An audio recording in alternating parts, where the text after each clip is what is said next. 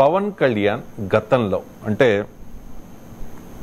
ఏం మాట్లాడారు అంటే భారతీయ జనతా పార్టీకి వ్యతిరేకంగా 2 పాచిపోయిన లడ్లు అంటూ గతంలో స్ట్రాంగ్గా రియాక్ట్ అయ్యారు కదా, ఆ వీడియోని అండ్ ఇప్పుడు రీసెంట్గా విజయకేతనం సభలో మాట్లాడిన ఆ వీడియోని అప్పుడు ఇప్పుడు అంటూ ఒక వీడియో కూడా రిలీజ్ చేసిన పరిస్థితి. ఒకసారి వీడియో ప్లే చేయండి. అహంకారం, ఉత్తరాది అహంకారం, దక్షిణాది అంటే చిన్న చూపు. ఆ ఉత్తరాది అహంకారం మీద నా పోరాటం. మేము భారతీయులం కాదా? మీరు ఒక్కరైనా భారతీయులు? మీ 10 మంది కలిస్తే మీదైనా భారతదేశం. ఇన్ని కోట్ల మంది దక్షిణ భారతీయులకి ఇది భారతదేశం కాదా? ఈ వివక్ష ఎందుకు ఎందుకు ఎందుకు? అలాగే మనకి కూర్చోబెట్టి ఉత్తరానికి ఉత్తర భారతానికి మనకి సంబంధం లేదన్నట్టుగా, దక్షిణాది వేరు ఉత్తరాది వేరు అని చెప్పి పిచ్చి ఐడియాలజీ కానీ ఇవన్నీ మనం కౌంటర్ చేయాల్సి ఉంది. Arguments through rational argument, through proper logical arguments తోటి, బలమైన సాక్ష్యాధారాలతోటి. చాలా మంది ఎక్స్పర్ట్స్ ఉన్నారు. అలాంటి గొప్ప వ్యక్తులందరికీ మీరు ఒక ప్లాట్ఫామ్ కావాలి. అది మనకి ఆంధ్ర రాష్ట్రంలో చాలా మంది ఉన్నారు. సో ఫస్ట్ బైట్ వచ్చి 2016 సెప్టెంబర్ 9న మాట్లాడింది భారతీయ జనతా పార్టీకి వ్యతిరేకంగా. సెకండ్ బైట్ వచ్చి 2025 ఫిబ్రవరి. నాకు వాళ్ళ మీద ఇష్టం, అర్థం చేసుకుంటాం. అన్ని దేశ భాషలే కదా. అంటే మాట్లాడితే సంస్కృతాన్ని తిడతారు. మోడీ గారు దుర్మార్గులు అనుకుందాం, భారతీయ జనతా పార్టీ దుర్మార్గులు అనుకుందాం.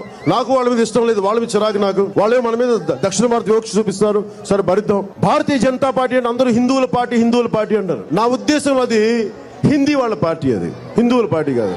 మేము అర్థం చేసుకుంటాం భాషల్ని. హిందీని ప్రేమిస్తాం కానీ హిందీని మా మీద రుద్దుతానంటే ఎట్లా?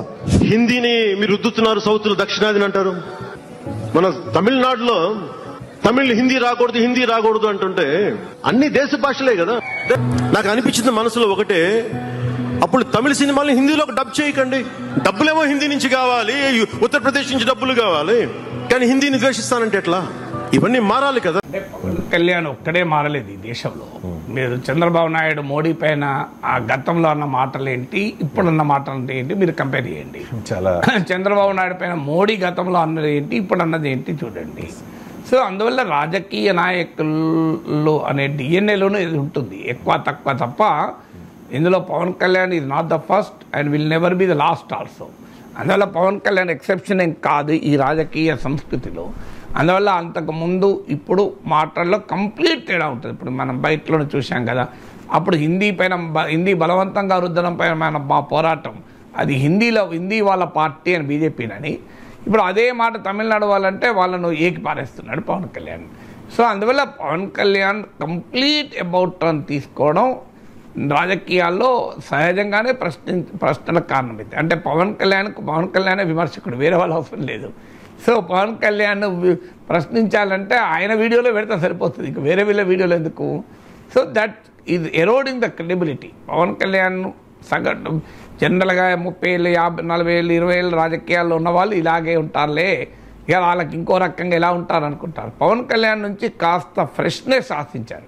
ఎందుకంటే సినిమాల నుంచి వచ్చాడు, కొంత ఆవేశంగా ఉంటాడు, సో కొన్ని వాల్యూస్కు కట్టుబడి ఉంటాడు అని సమాజం ఎక్స్పెక్ట్ చేసింది కనుక పవన్ కళ్యాణ్ కూడా ఇట్లా తయారయ్యాడు ఏంటి, అంతకుముందు అన్న దానికి కంప్లీట్ విరుద్ధంగా ఇప్పుడు మాట్లాడుతున్నాడు అనే ప్రశ్న అనివార్యంగా వస్తుంది. ఎందుకంటే పవన్ కళ్యాణ్ ఈ స్థాయిలో టర్న్ తీసుకుంటే ఆశ్చర్యం కూడా వేస్తుంది. సో అంతకుముందు సౌత్ ఇండియాకు జరుగుతున్న అన్యాయం గురించి మాట్లాడాడు, హిందీ రుద్దడం గురించి మాట్లాడాడు, సెక్యులరిజం గురించి మాట్లాడాడు, ప్రత్యేక హోదా మీద మాట్లాడాడు, అసలు మోడీలపైన పోరాటం అంటూ కాకినాడ సభలో హిందీలో మాట్లాడాడు, కంప్లీట్గా చేగు వెరా అన్నాడు, ఇప్పుడు సనాతన అంటున్నాడు. సో అంత అవసరం కొరకు అవకాశం కొరకు ఈ స్థాయిలో తన అభిప్రాయాలు మార్చుకోవటానికి పవన్ కళ్యాణ్ రెడీ కావచ్చు, సమాజం రెడీ కాదు కదా. అందువల్ల అనివార్యంగా ఈ ప్రశ్నలు పవన్ కళ్యాణ్ మీద వస్తున్నాయి. అయితే పవన్ కళ్యాణ్ ఏంటంటే వైఖరి మార్చుకోవడమే కాదు, అసలు ఈ వైఖరి కూడా కరెక్టా? ఇప్పుడు పవన్ కళ్యాణ్ అయితే ఒకటి, పవన్ కళ్యాణ్ ఏది ఆశించాడో అదైతే లభించింది. అప్పుడు జగన్మోహన్ రెడ్డి ఆంధ్రప్రదేశ్ రాజకీయ నాయకులకు కాదు, తమిళనాడు రాజకీయ నాయకులు కూడా విమర్శించే వరకు వచ్చింది. అంటే యాంటీ బీజేపీ శిబిరం నుంచి తన పైన అటాక్ను పవన్ కళ్యాణ్ కోరుకుంటాడు. మమతా బెనర్జీని కూడా అక్కడ వాళ్ళు కూడా రియాక్ట్ అయ్యారు. అందువల్ల పవన్ కళ్యాణ్ ఒక ఆంధ్రప్రదేశ్లో బీజేపీ మిత్రపక్షంగా కాకుండా జాతీయ రాజకీయాల్లోనే బీజేపీ మిత్రుడుగా, మోడీ మిత్రుడుగా పవన్ కళ్యాణ్ ఎమర్జ్ అవ్వడానికి అది ఉపయోగపడుతుంది. బహుశా పవన్ కళ్యాణ్ అదే కోరుకొని ఉంటాడు, థ్యాంక్స్ చెప్పుంటాడు స్టాలిన్కు అందరికీ. సో మీరు రియాక్ట్ ఇగ్నోర్ చేసి ఉంటే పవన్ కళ్యాణ్ ఎవరు పట్టించుకునే వాళ్ళు కాదు. కానీ పవన్ కళ్యాణ్ ఒక జనసేన నాయకుడే కాదు, ఒక ఫిలిం పర్సనాలిటీ కనుక కూడా మిగతా వాళ్ళు ఆ స్థాయిలో రియాక్ట్ అవుతున్నారు. అసలు పవన్ కళ్యాణ్ అండర్స్టాండింగ్ అనేది ఇక్కడ క్వశ్చనబుల్. సో నిజమే, ఇప్పుడు తమిళనాడులో 1965 కాదు 1938 ఆ ప్రాంతంలోనే హిందీకి వ్యతిరేక పోరాటాలు నడిచాయి.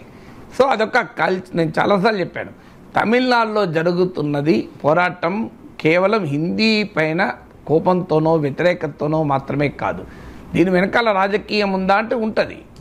స్టాలిన్ కూడా రాజకీయ నాయకుడే. తన రేపు జరగబోయే ఎన్నికల్లో తన ప్రభుత్వం పట్ల వ్యతిరేకతను ఎదుర్కోవటానికి తమిళ భావోద్వేగాలు రెచ్చగొడుతున్నాడు అంటే నిజమే, అనుమానం లేదు. కానీ అది న్యాయమా అనేది క్వశ్చన్. హిందీ వద్దని తమిళనాడులో హిందీ నిషేధం కాదు,